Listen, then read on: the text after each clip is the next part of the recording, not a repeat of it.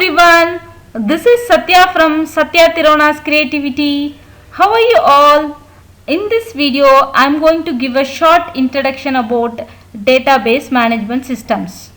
So let us get into the video.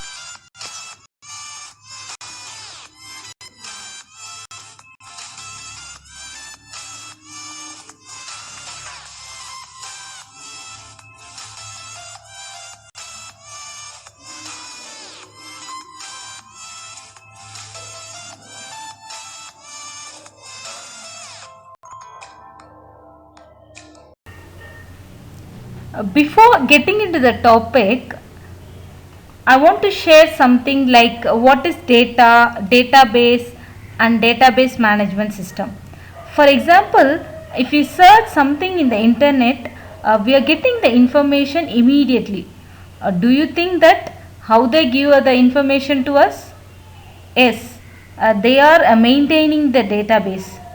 In that they are storing the data what we are giving, and whenever we search they will give the data from the database. I guess nowadays, that is quarantine days, we are all spending more time with social websites. We all are familiar with social websites like Facebook, Instagram, YouTube, and e-commerce websites like Amazon, Flipkart, banking websites like ICICI, HDFC, and education websites like How Stuff Works. All these websites have enormous amount of data stored in it. So data is a fact that can be recorded. It can be a text or numbers or videos or speech or image or audio or any information that we stored in the memory is called data. So actually what is data? So data is any sort of information which is stored in the computer memory. This information can be used for a website or an application or any other client to store for further future purpose. The most common information is user information in the form of user personal address and banking information. Let us consider the Facebook. It stores our personal data, images, posts, comments, and many more things. A banking application also stores our data, their transaction details, and fund summary, etc. All this information is data. When it put together and stored in a structural way, it becomes a informational data. You got my point? But how do these applications or websites get data? For example, when you post a status on a Facebook, perform a banking transaction online, or upload a selfie on a Instagram, you are actually sending the data to the site. So we can say any information transmitted or transferred is actually data. Okay, I think you get what is data. Till now we saw about data. Now we are going to be seeing about database.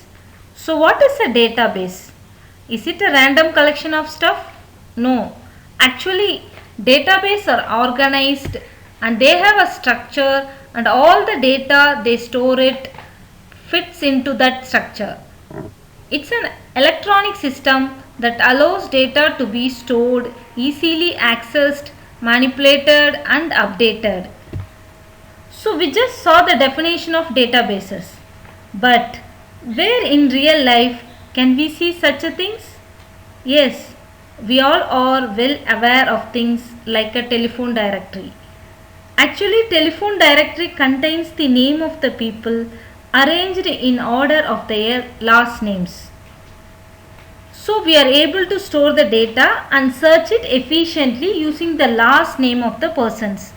Like it's really easy if you ask to search for the names like Rakshita, Tiroshini, but an issue arises If I ask you to search for every contact with the first name Tiroshni, the issue here is names are stored according to the last names.